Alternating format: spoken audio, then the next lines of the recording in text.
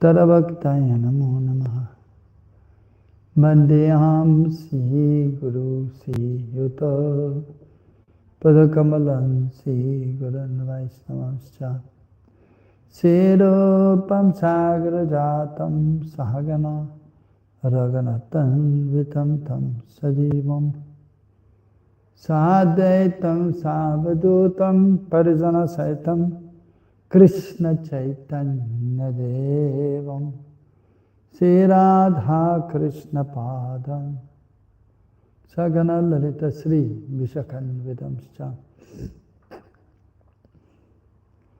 He Krishna Karuna Sindhu Dina Bandho Jagatapate Gopesha Govika Kanta Radha Kanta Namastude Tapta Kanchana Gaurangi Radhe Vrindavaneshwari Vrishabhanu Sude Devi Pranamami Hari Priye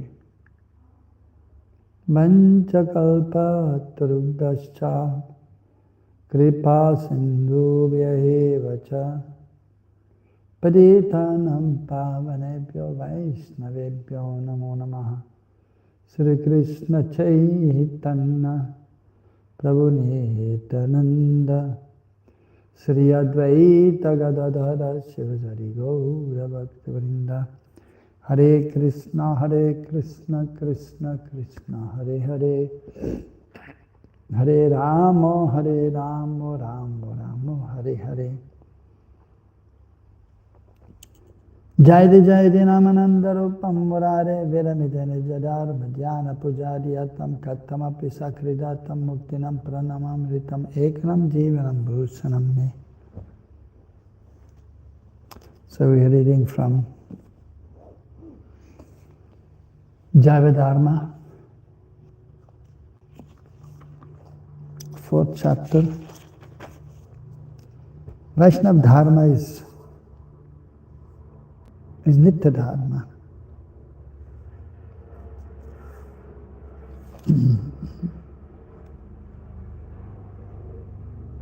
So Babaji Maharaj speaking to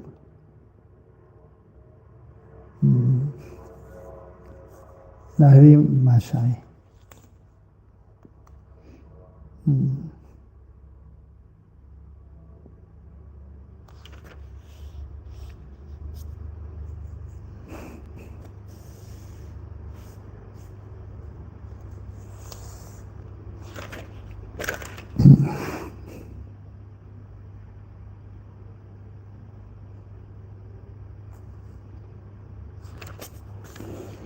So the Lord's speaking about the transcendental form of the Lord. His transcendental form is supremely attractive. And that self-same form is fully and completely all-pervasive, omniscient, omnipotent, unlimitedly merciful and supremely blissful, which is superior. A form such as this, which is endowed with all qualities or an obscure, all-pervading existence which is devoid of qualities and potencies. In reality, Brahma is only a partial, impersonal manifestation of Bhagavan. The impersonal and personal features both exist simultaneously and in perfect harmony in Bhagavan.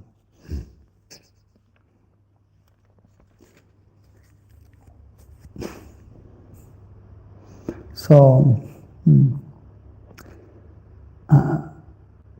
so the question was asked also. I was many times asked about the absolute truth. If it is without any form or if it has form. Still in India, many followers of the impersonal aspect of the absolute truth. But here Babaji Maharaj is explaining about the absolute truth, which is impersonal and personal also. But the last word and the absolute truth is the Supreme Personality of Godhead. Krishna was a beautiful form. And as mentioned here, all-pervasive, omniscient, merciful, and so on, and supremely blissful. Satchidananda Swarup. Krishna is eternal, full of bliss and full of knowledge. Saraishwari Yapona Bhagavan is endowed with all opulences in full. Towards the impersonal aspect, the Brahman Jyotis is actually Krishna's effulgence. Brahma is only one aspect of Bhagavan. Those whose spiritual intelligence is limited are attracted to the feature of the Supreme that is devoid of qualities and is formless, immutable, unknowable, and immeasurable. But those who are all-seeing, sarvadarshi, have no attraction for anything other than the complete absolute truth. Vaishnavas have no significant faith in Sri Hari's formless impersonal feature, for it is opposed to their eternal function and unalloyed prem. Bhagavan, Sri Krishna Chandra, is the basis of both the personal and impersonal features. He is an ocean of supreme transcendental bliss, and he attracts all pure jivas. The name Krishna means all attractive. Kris means attraction or attractive, and Na means the source of all transcendental bliss, Ananda. Lahiri. How can Sri Krishna's form be eternal since he takes birth, performs activities, and gives up his body? Babaji. Sri Krishna's form is Satchidananda, ever existing, full of knowledge and completely blissful. His birth, activities, and leaving the body have no connection with mundane matter. Then why have such description been given in Mahabharata and other Shastras? Babaji. Eternal truth defies description, for it is beyond words. And sometimes that is mentioned also. So we cannot really describe the absolute truth. At the same time, an attempt is made, according to the scriptures also, and the sages, one is attempting to describe the absolute truth.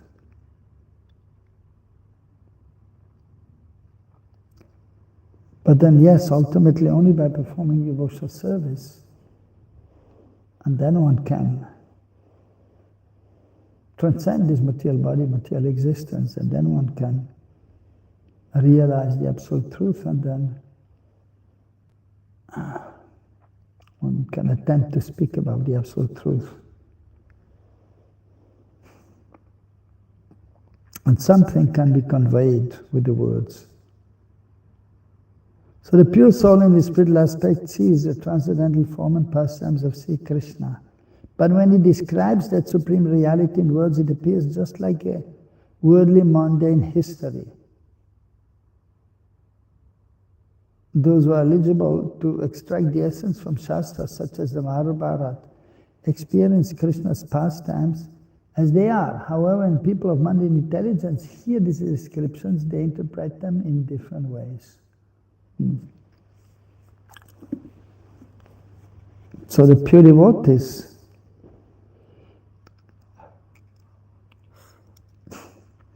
so they describe Krishna, and then actually they speak about Krishna, they describe Krishna's name, form, qualities and pastimes, and then Krishna becomes manifest. And the faithful hearers, so they become purified by hearing. And they may see also Krishna by hearing from the pure devotee. At least to some extent they can perceive Krishna, maybe not fully. So however, unqualified people, they cannot understand. And as mentioned, they may have their interpretation, a mundane interpretation. Lahiri. When one meditates in the form of Sri Krishna, the conception that arises in the heart is limited by time and space. How can one transcend such limitations and meditate on Krishna's actual form? Yes, so that is true. In the beginning stage, one hears about Krishna, one can see the deity, one can see some painting of Krishna. So some experience is there, some conception is there. And then one can meditate to some extent, but Krishna is not fully manifest there. So the condition is all, he can to some extent remember Krishna.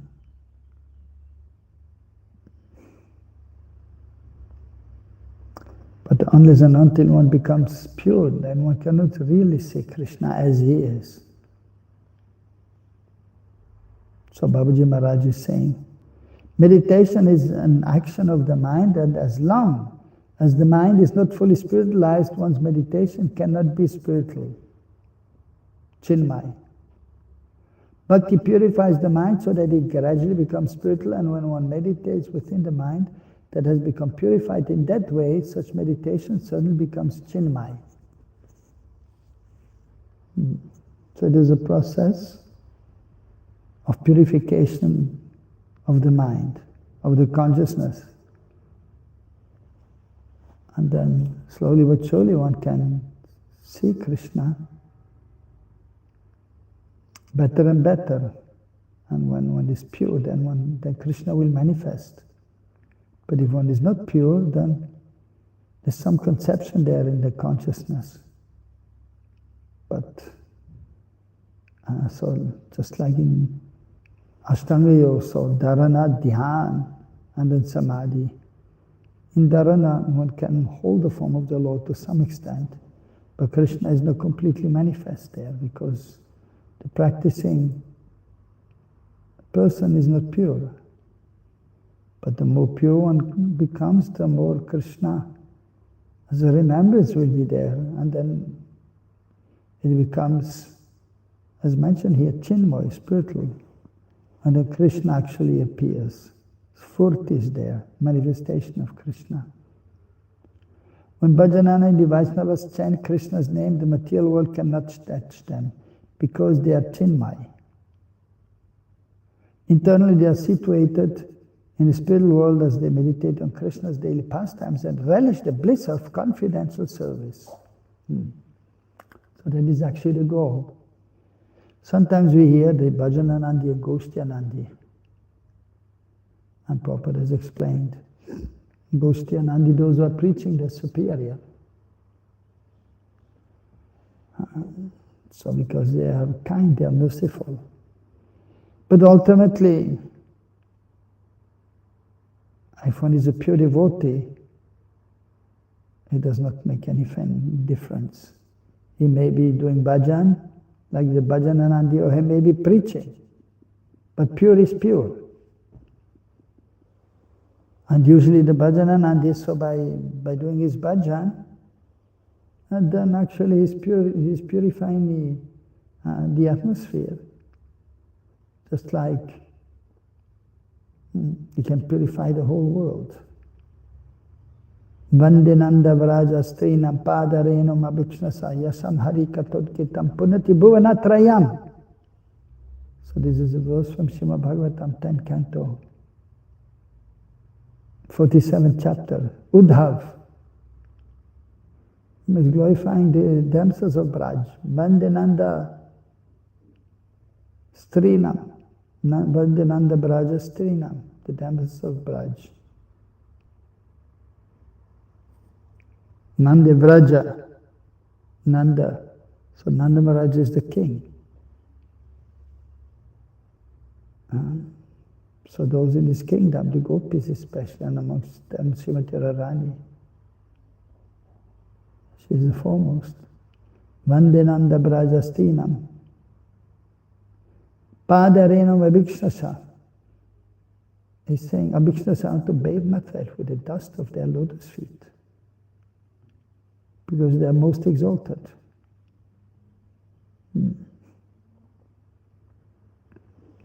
Yasam Hari Katod Gitam. So when they are glorifying Hari, they're speaking about Krishna's pastime. Bhuvanat, Yasam Hari Katod Gitam, Punati Bhuvanatrayam, Punati, purified, Bhuvanatrayam, the three worlds have become purified. That is the potency of the pure devotees, and so that is the glories of Krishna Nam and Krishna Gun and Krishna Lila, Krishna Roop. So therefore we hear from the advanced devotees, and then one becomes purified. Of course, one must be receptive. One must be eager to advance in spirit life, to become purified.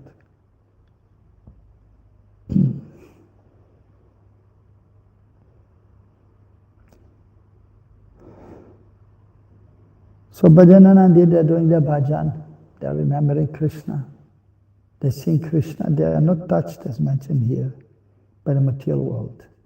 So 3 stages. So that he is speaking about the advanced pure devotees. They are in antardasha, internally absorbed, and they see Krishna, Krishna's pastimes, beyond this material world. But then they come as sadhaka also, performing their devotional service, bahya dasha, the external aspect, as a sadhaka, seva sadhaka rupena, siddha rupena chatrahi, tad bhavalipsanikara drajalokara sarataha. So, we are Rupanuga Vaishnavas, followers of Rupa Goswami. So, as practicing devotee, we perform devotional service, crying out to Guru Garanga Krishna, so we may become perfect. Even the pure devotees, the sadhakas, they're crying out, begging for mercy. Although they are liberated, but still they are in this position by the Lord's mercy, and they feel insignificant. And so they cry out, they take shelter of Krishna, and then they help the conditioned souls also. So Bhajananandi, so truly, they will also try to help, but then not going out of their way. They're just staying in a holy place in Braj or in Puri or in Navadip doing their bhajan. But if somebody is coming to them, then they may also bestow their mercy. But the Goshtyananda, they're going out of the way to preach Krishna consciousness all over the world. So Bhajanananda is also doing something for the world. He's also thinking about the welfare of the common man, but he's not going out of his way to do something. So Bhajanananda is also Goshtyananda. And the Goshtyananda is also Bhajanananda. The one who is preaching, he must be fully absorbed in bhajan sometimes, and then he will preach.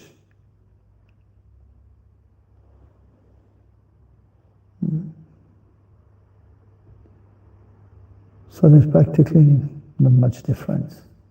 But just like amongst all the Brijbasis, so they're all pure devotees. The friends of Krishna are superior than the servants. Maria Yashoda is superior than the friends. And the most superior are the gopis. They all have pure love. But the gopis are most exalted. So from one point of view, Goshtyananda are most superior than Bhajananandi.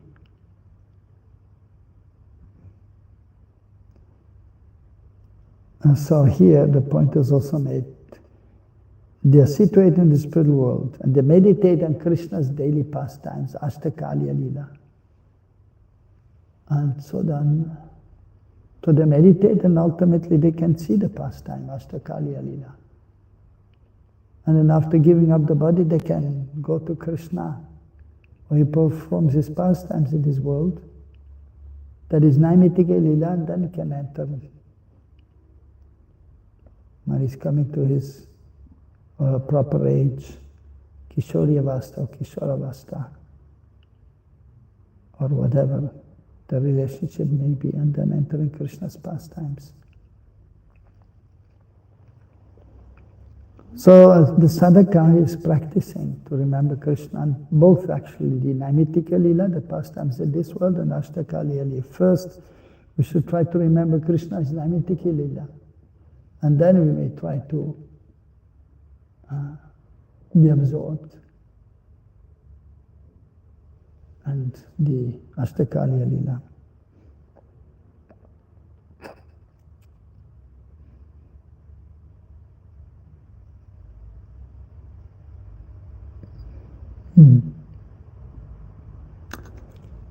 Lahiri, please be merciful and grant me such spiritual realization. Chit anubhav. So we should hear from the spiritual master. And then we may pray for realization. But first we have to hear. And then we have to serve. And we have to practice, and then we may realize. So endeavor has to be there. And then we can get the mercy.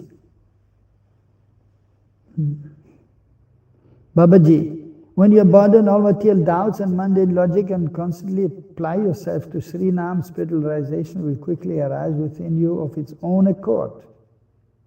So here is giving he's giving. And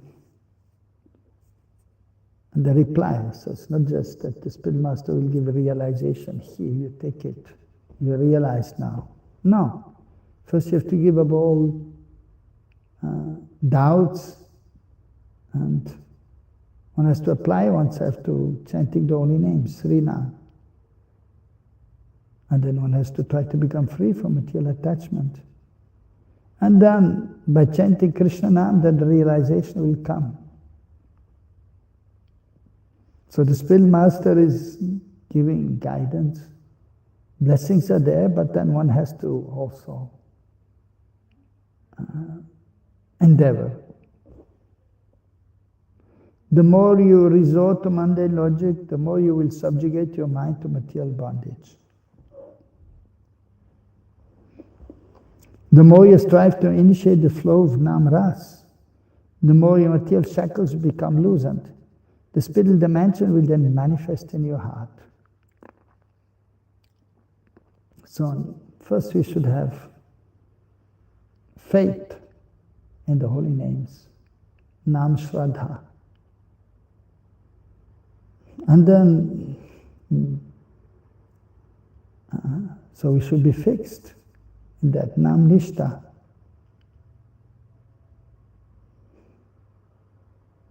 And then Nam Ruchi will be there. Some taste will be there. And then Nam Ras will be there. Nam Prem will be there. Then one can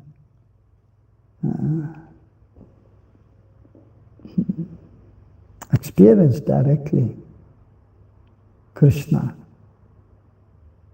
Krishna's form, Krishna's qualities and pastimes, but it takes some time, so we have to be patient, enthusiastic.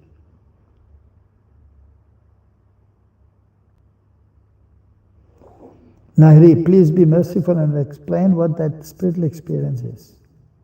Babaji, mind is brought to a standstill when it tries to understand the truth through the worlds, through worlds. The truth can be realized only through culture of spiritual bliss, Chidanand. So again here Lahiri is saying, please explain that spiritual experience. And here Babaji Maharaj again is saying that with the material mind, or So we cannot really understand the transcendental world.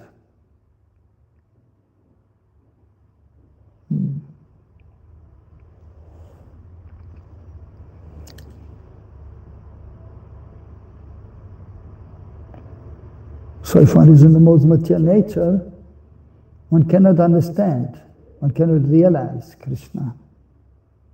By the mind, or also the hearing will not be perfect and the speaking will not be perfect if one is on the most material nature. But one has to transcend the most material nature by applying oneself to the process, and the more one becomes purified in consciousness, then one is more able to hear Krishna now, to hear if somebody is glorifying Krishna. And then the Krishna will may manifest. And speaking also, in the beginning we can speak about Krishna, but Krishna is not fully manifest. Krishna name is there.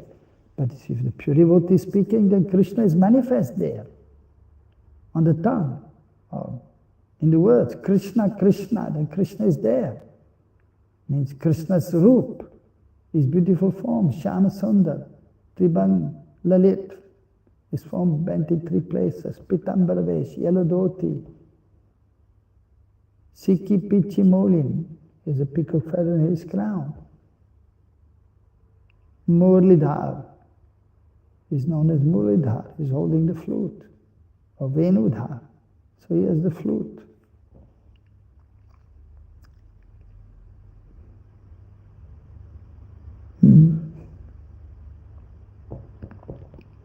So Krishna will be manifest when a pure devotee is speaking.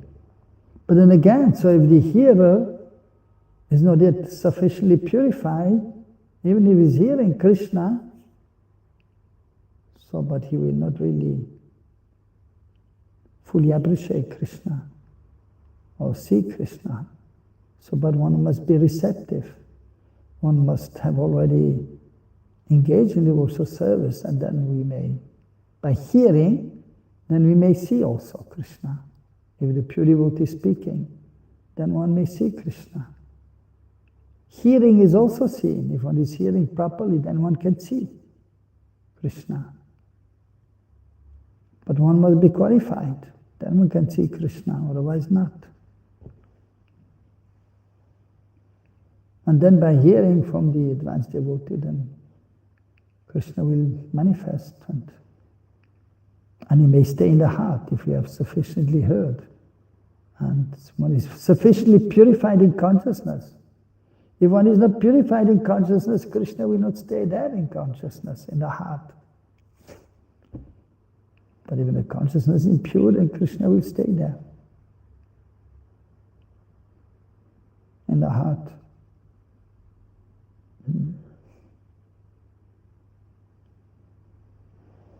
So that is the process. And that is simple. But one has to be faithful. One must have determination, be enthusiastic, and be patient. And then everything will happen on its own accord, slowly but surely. But surely.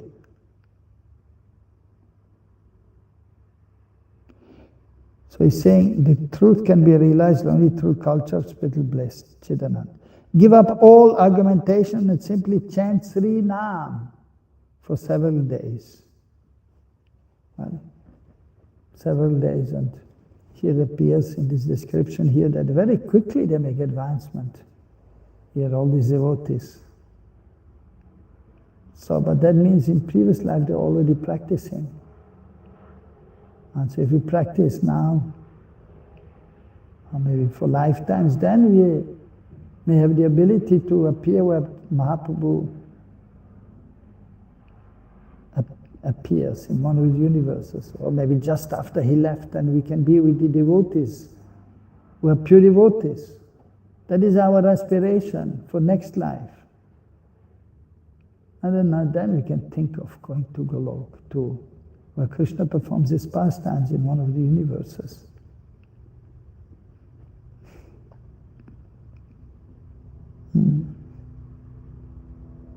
So the environment must be positive, the association must be first class. And a first class guidance, then we can advance. And then Krishna will manifest, and then we may attain perfection.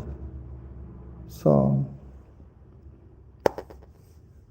and then if one is purified in consciousness, then one will go to a Mahaprabhu performs his pastimes, or just after that, then because one has already practiced, and after short time, after several days, or maybe weeks or months,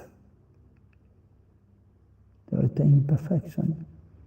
If that is not the case, like mostly in this age and day, and this realm we are situated in, usually we should think, oh well, it may take one lifetime or maybe more. But we are hopeful and we are on the path and we are fortunate. And very soon we'll attain perfection. If not in this lifetime, then next, or the one after that. So we are on the right path. Then the power now will automatically dispel all your doubts, and you will not have to inquire further from anyone in this regard. So if one is advanced in spiritual understanding, then everything will manifest simply by chanting the holy names. And questions may come, but they may be resolved simply by chanting. But for this one must be advanced in spiritual understanding. At least one must be on the platform of Abhas, Nam, the reflection of the name. And then one may be successful and come to the stage of Shuddhanam. And then everything is revealed. Krishna's form, qualities and pastimes. So we try our best to make as much advancement as possible in this lifetime. Lahiri. I have understood that one obtains supreme spiritual benefit by drinking the liquid ras of Sri Krishna Nam with great faith. So I'll chant Sri Nam and I've understood Sambandha Gyan very clearly.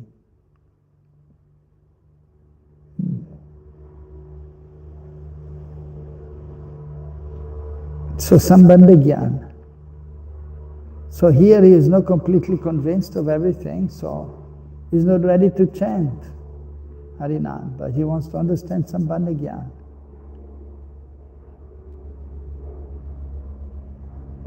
Babaji Maharaj is saying that that is the best way, so he's acknowledging you must have a sound understanding of Sambandha Gyan. So that has been already explained, but now he's explaining more, because that is important, Sambandha Gyan. So sound understanding of Sambandha Gyan must be there. And then one may properly execute devotional service, Abhideya Gyan, and then one may come to the highest level, the necessity, Prayojan Gyan. And the loving sentiments are there, in loving exchange with Krishna, in purified consciousness, in pure consciousness. Lahiri Bhagavad Tattva, the fundamental truth regarding Bhagavan has now become clear to me. Bhagavan is the one supreme absolute truth, and Brahma and Paramatma are subordinate to him. All the all-pervading Sri Bhagavan resides in the spiritual world in his unique transcendental form, which possesses all potencies, and is the supreme person of concentrated existence, knowledge and bliss. Krishna is Satchidananda Swarup, Chidgananda Swarup, Sandrananda, concentrated existence, concentrated bliss, knowledge.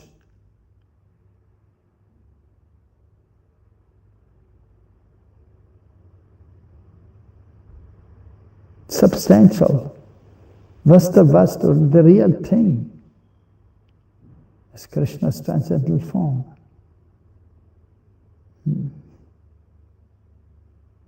Although the master of all potencies, he always remains completely entranced in exuberant association with his pleasure-giving potency, Hilari Shakti.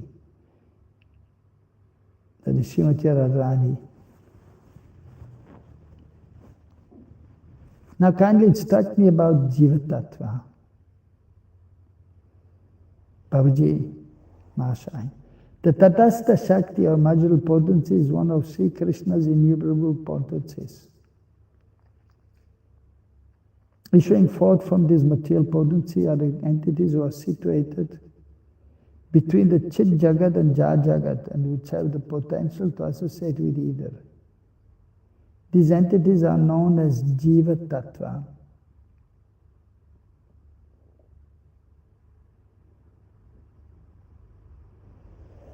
The Jivas are Chit Paramanu by composition, which means that they are atomic entities of pure consciousness.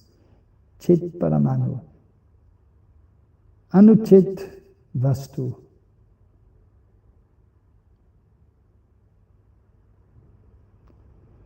These jivas can be bound in the material world because they are teeny, but since they are constituted of pure consciousness, if they simply acquire a little spiritual power, they can also become eternal residents of the spiritual world and obtain Paramanant, supreme transcendental pleasure.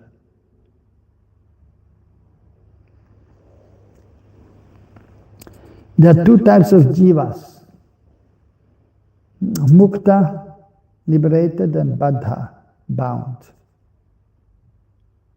The jivas who reside in the spiritual world are mukta, whereas those who are shackled by maya and attached to this material world are baddha. There are two types of baddha jivas.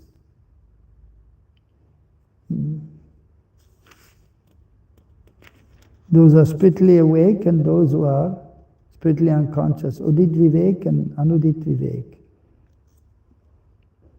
Birds, beasts, and human beings do not seek their supreme spiritual benefit, are spiritually unconscious. Whereas human beings who have adopted the path of Vaishnavism are spiritually awake. For no one except the Vaishnavas are genuinely endeavor to attain the supreme spiritual goal. That is why the Shastras have declared that serving Vaishnavas and associating with them is the best of all activities. So two kinds of living entities, the Nitya Siddha, those who are eternally perfect, and the Nitya Baddha, who are conditioned since time immemorial. But by nature, so they're also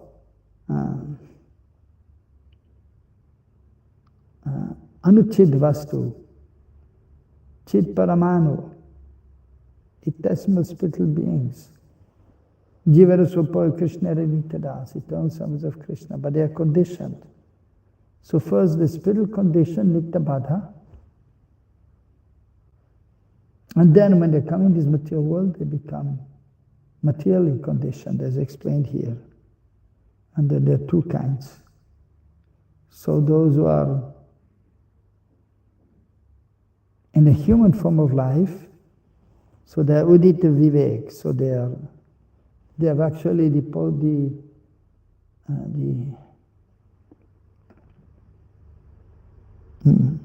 possibility to be spiritually awake, because we can see practically not everyone who is in the human form of life is spiritually awake.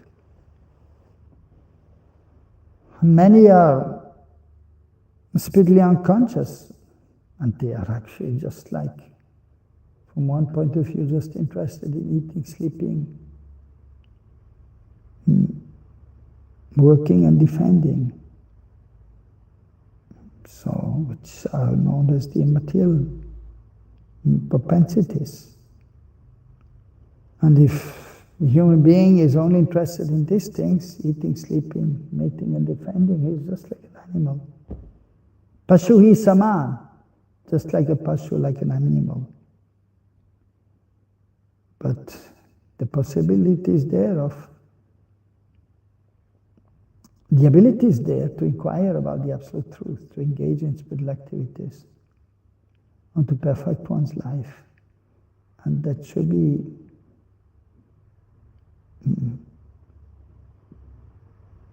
the goal of life actually is there to realize the form of the Lord and our form. And as human beings, one has the ability to do that. So we should not use the ability.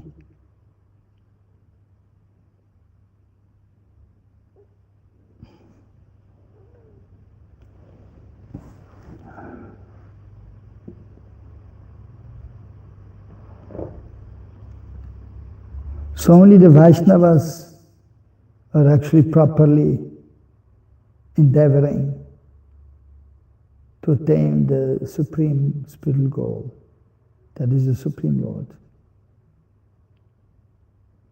So therefore it is mentioned one should serve them, associate with them. Those who are spiritually awake develop taste for the practice of Krishna Nama and the strength of their faith in Shastra. And from this they easily develop an attraction for serving and associating with Vaishnavas.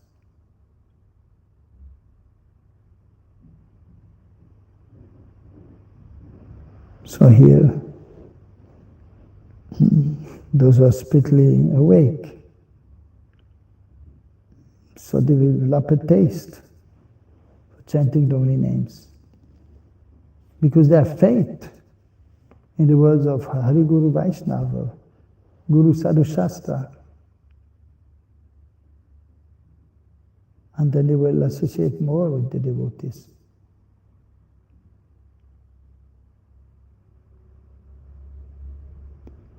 However, those who are spiritually unconscious cannot awaken their faith in Shastra and thus do not adopt the practice of Krishna Nam. They only worship the deity of Krishna as a matter of social custom. Consequently, the taste for associating with Vaishnavas and serving them is not awakened in their hearts.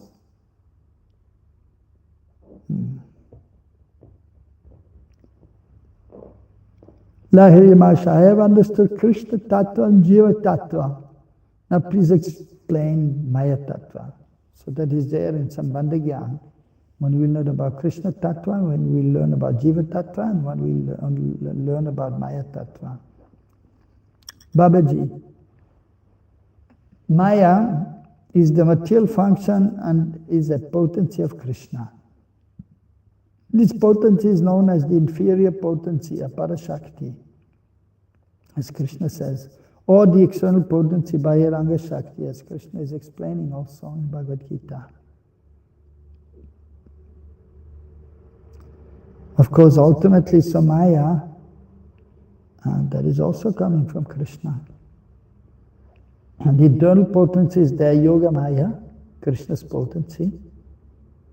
And then when the material world is manifest, then the external Maya Shakti will be there, Mahamaya. There's Yoga Maya and Mahamaya.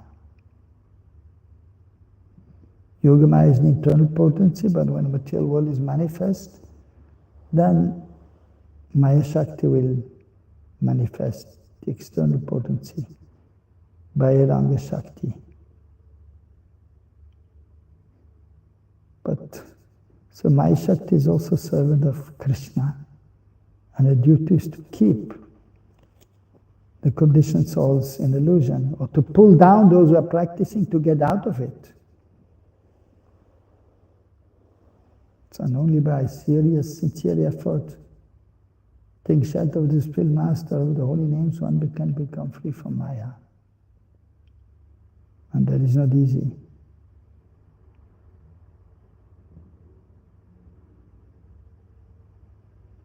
However, those who are spiritually unconscious cannot awake their faith in Shastra. Okay, yes. So Maya is a material function and its potency is a potency of Krishna. This potency is known as the inferior potency, Aparashakti, or the external potency, Bahiranga Shakti.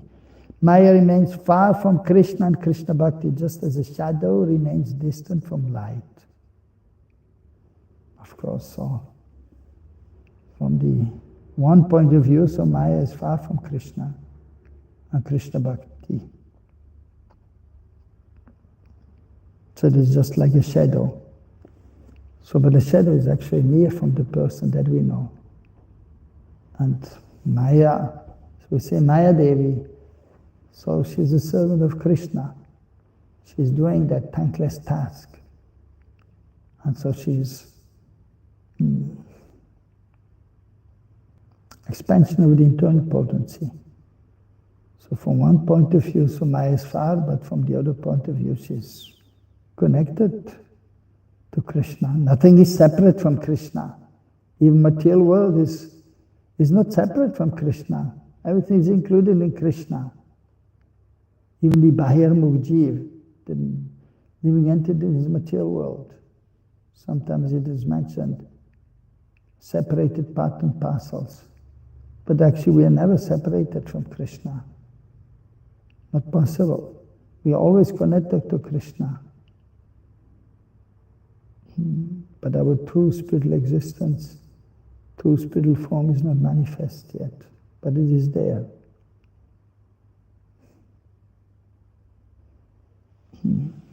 So if one is not serving Krishna Bahirmukh, so then it seems to be disconnected, but still the connection is there. We are eternal servants of Krishna, and that connection is there already. But due to the external energy, one cannot perceive it. But it is there. Our relationship with Krishna is already there. Love for Krishna is there in the heart, but it is not manifest. It is in dormant state.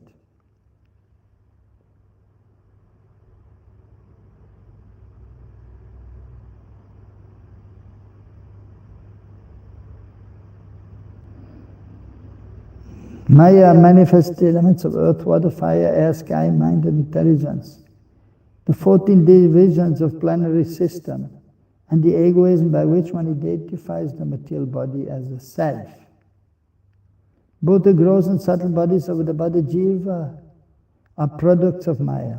When the Jiva is liberated, his spiritual body is untainted by matter. So when the Jiva is Jivan Mukta, is liberated. So his spiritual body is untainted by matter. Iha yasya haredasya karmana manasa gira nikilvasa vyavastha. So Jiva Mukta sochate. Iha yasya haredasya. If one is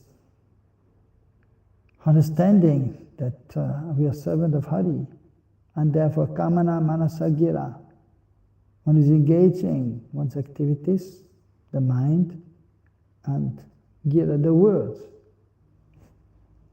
Nikila Shavyavastu, Jiva Mukta Suchate. If one is engaged in the service of the Lord, then actually one becomes free, one is considered liberated.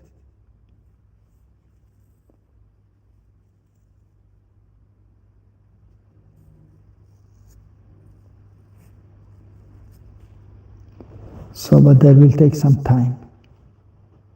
The more he is ensnared by Maya, the more he is diverted from Krishna. The more he is aloof from Maya, the more he is drawn towards Krishna. The material universe is created by the will of Krishna just to facilitate the material enjoyment of the body jivas. It is only a jail and not the eternal residence of the jivas.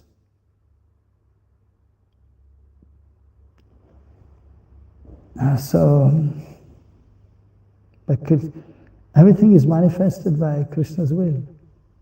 Since time immemorial, Krishna is existing Satchidananda Vigraha.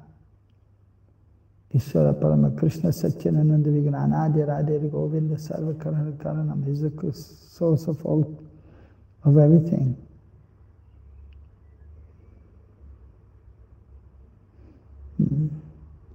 So the material world is also manifested by Krishna's will. And so,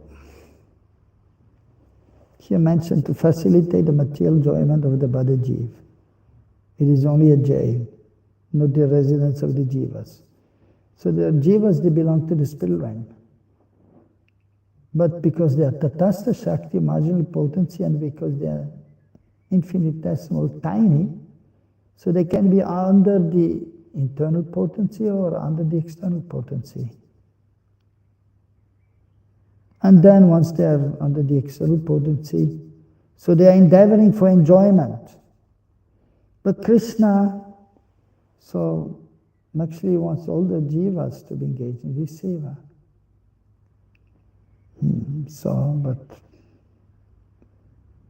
And by Krishna's will, this material world is created, is manifest. And then the jivas, they're trying to enjoy this material world.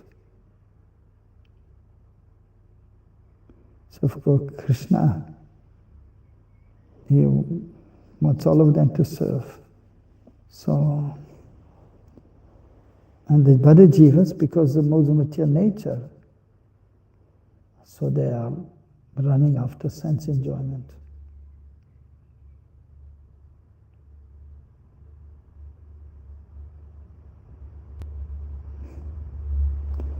So,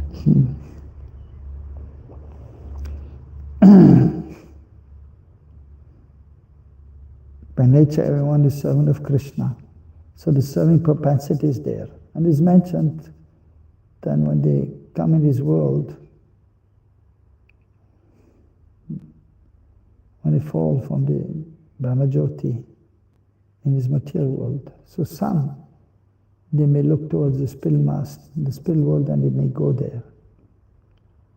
But it is kind of almost like by chance. And there's not really proper understanding is there then. And now I want to go to the spill world, and I want to go in the material world to enjoy.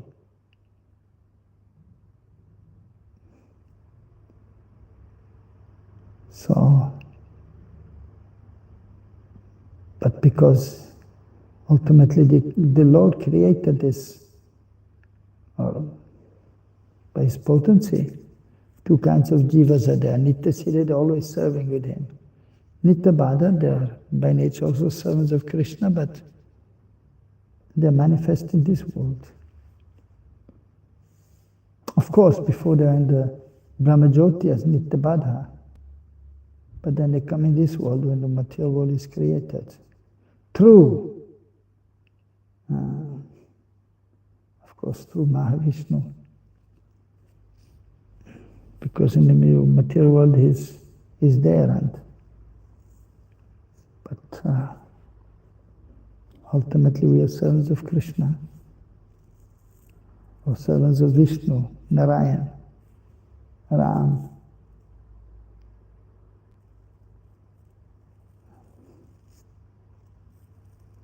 So then they appear to come from Mahavishnu.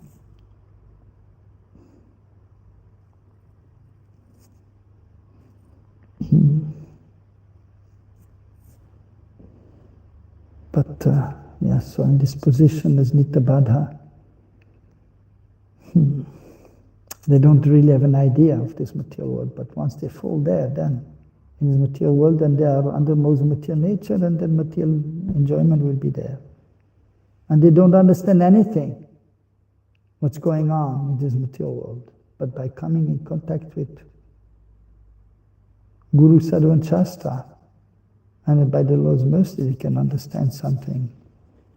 And then by endeavoring to become free, they may become free with the help of Hari Guru Vaishnava. Lahiri, Master, now please tell me about the eternal relationship that exists between Maya, the jivas, and Krishna.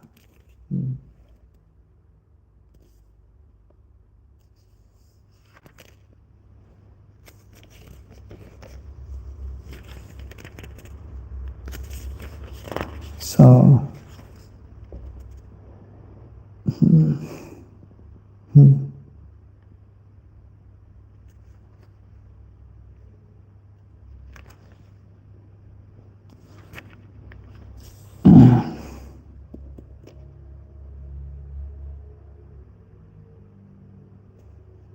so here, so we'll answer next time, next class we will speak. But many times, so he's repeating, or the repetition there.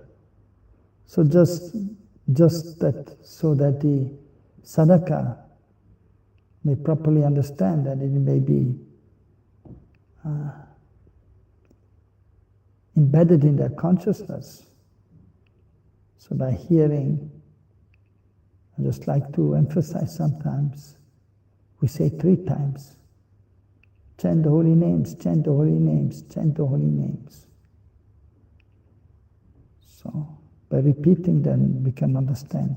By hearing repeatedly or saying repeatedly something, the subject matter may be understood.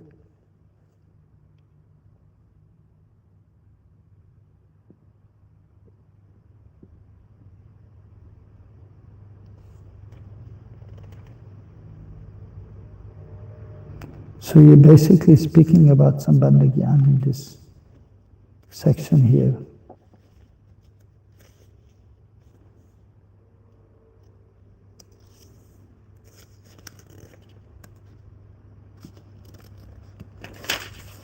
Hare Krishna, Krishna Krishna, Hare Hare, Hare Ram, Ram Ram, Hare Hare.